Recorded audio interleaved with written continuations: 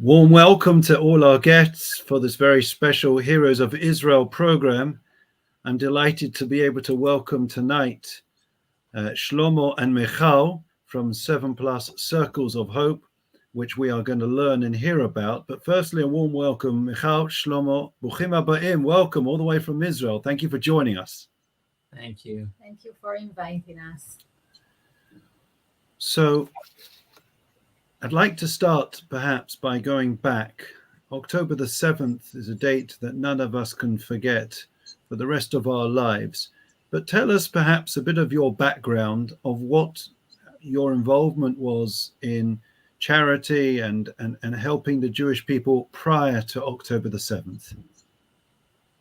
Okay. I am a clinical psychologist. I have 20 years of experience in treating trauma caused by war, terror, or sexual and violent abuse. And since 2006, I am working as a supervisor, training other psychologists to work with trauma. So actually, trauma and war is part of what I do in my everyday life. I was the director of the PTSD, post-traumatic clinic for children in Schneider Hospital in the past. And I think I will let Shlomo tell you about what we did voluntarily together in Ukraine. Right. Please. Okay, so hi everyone. My name is Shlomo Oman. I'm a CEO of a global company which our headquarters are based in the south of Israel. During the last years, I've gained a lot of experience in management and in operations. With the outbreak of the Ukraine war, Michal and I just jumped on a plane and we flew out to Poland. We worked on the borders for a few days, but very, very fast we understood that the real need is not on the Polish side, but on the Ukrainian side. We saw that many organizations actually were there, but were afraid to cross the border. Michal and I just took supermarket carts, we filled it with humanitarian aid and crossed the border at a big risk at minus 15 degrees and helped outside the Ukrainian border for many nights. But as well, we understood that us alone, we cannot help hundreds of thousands of refugees. So by helping wherever we could, we still thought and tried to build a bigger plan. And in the and also we understood that very fast from a situation of Crisis, yeah, emergency. sorry, It's Rabbi. okay. This will need to cut in the aricha, no? No. Keep going. It's okay. Keep going. It's good. It's good. Okay, we will have to move from the emergency to emergency routine. Okay, and we built a plan, and after that, we sent hundreds of volunteers together with the organization One Heart of Israel weekly for several months to Ukraine to help. We also helped a lot for many Jews to rescue from Ukraine and bring them to Israel in a very special ways that we did. In the last 6 months, we did seminars. We created seminars for helping and teaching therapists in Ukraine. And after that, we did supervision, which just ended in the last few days. Thank you very much. Extraordinary, it really is, to hear of your altruistic generosity of spirit of helping so many Jews in the most trying, war-torn situations. If we fast forward to October the 7th, tell me, what was your initial response when you heard the terrible news of what was unfolding? So immediately, Michal and I, the day after, we went down south and we stayed there for a few weeks. we helped the direct victims of the 7th of October. Michal worked very, very hard with the team that we're building now on the mental health, and I helped a lot on other physical needs of the Israeli displaced that were there in those places. But even then, we already understood that we are committed to something that is needed for long term in the mental health. Right. So your thoughts already back then were that there needed to be some type of program established that would be able to help for the medium to long term of the nation. Absolutely. Yeah. When I was visiting Israel, of course, we met, and initially you're always, as are all the Solidarity missions, you're shown around the hospitals, the rehabilitation centers, and we saw firsthand the tragedy upon tragedy of the terrible injuries that have been suffered by so many from Israel. But beyond the rehabilitation centers and hospitals, we're all too aware that there is a nation that is in need of healing in terms of its psychological and the mental ailments and scars that it has with so much trauma. Can you tell me, where do you think we are working in mental health that you both do? Where are we as a nation in terms of our mental health? Yeah. Well, thank you for this question, because this is something that we are talking about all the time here. I think the reason that we meet right now is because we all feel, probably you too, that Am Israel is broken for now. It's not going to be like that, but we feel it broken. As psychologists, we meet hundreds to thousands of families that have been through very heavy personal losses, and their hearts are broken from obvious reason. But even when I'm not looking at the direct victims, just to be a human being today in Israel and look around, you see that our spirit is really crushed.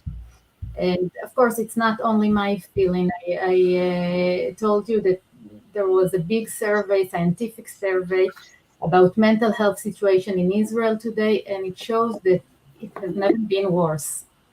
It's talking about, listen to that because it's very sad, about 50 to 60% of depression among adult people in Israel, like real depression. It means that even people that didn't get hurt as like direct victims are struggling every morning to go to work, go back to their families, take care of them. And when you look at children, you see about 50% of anxiety, PTSD, and other kind of.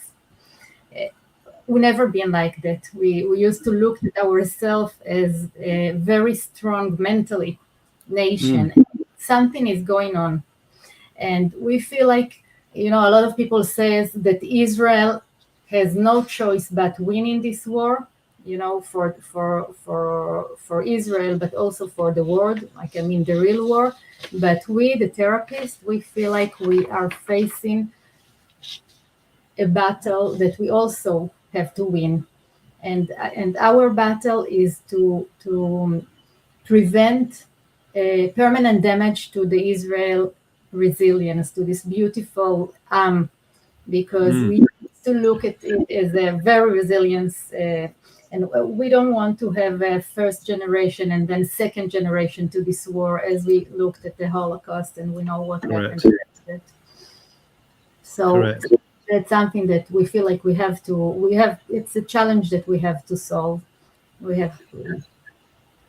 Yeah, it's as we've spoken and as you've shown me, the task is enormous in terms of the scale and of devastation, and it's something which needs, as you told me and countless other psychologists that I met that are dealing with it, it's something that's exceptionally pressing and urgent, isn't it? This isn't something that we can just push off.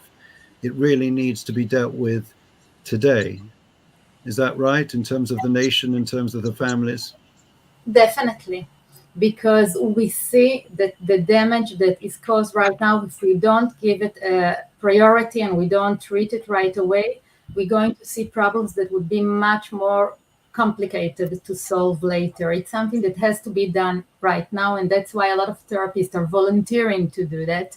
And what Shlomo and I are trying to do, we establish a network of a very big network already of excellent therapists spread all over Israel, and are ready to give subsidized long-term psychological treatment and systematical treatments to those people in order to strengthen Israel. So that's what we're planning to do. We want to. So just to be clear, sorry, Michal and Shlomo, just to be clear, so your organization that you're establishing, the goal is to use the psychologists and psychotherapists in Israel to treat as many families and individuals that have trauma and mental health conditions as a result of October the 7th. Is that right? Exactly that. And do you have the psychologists and psychotherapists, the people that you need with the training? Yes, sure. Yes, for sure. In the past few weeks, we recruited and we have experts for trauma, experts for young children and youth, and also experts for the systematic approach. We have senior therapists that our plan is to give and supervision and to teach, and also hold build a home for the therapists themselves, for actually maintenance, for emotional support for all the therapists. Yeah, unbelievable. Can I ask you, Shlomo, you were the name? I noticed it's called 7+ Circles of Hope. What exactly does that mean? Where'd you get the name from? Okay, so 7 indicates, of course, the 7th of October and the consequences of the of what happened then, and that we're dealing until now with that. 7 also indicates the 7 kilometers from the border of Gaza, which the Israeli government defined that the people who live in that area called the Gaza envelope. And we, of course, will help those people, but our intention is not helping only in the Gaza envelope, but helping the entire country and the entire people of Israel. What we call the second circle. The second circles, exactly.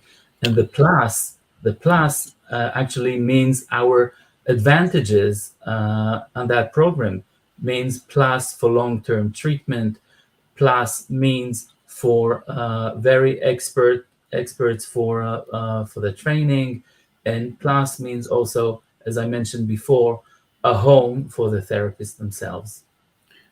I see. And can I just ask you, many that will be watching this will say, well, we've heard that the Israeli government is helping victims. Can you explain to the viewers why it is that it can't be left to the Israeli government, and where do they stop and you come in?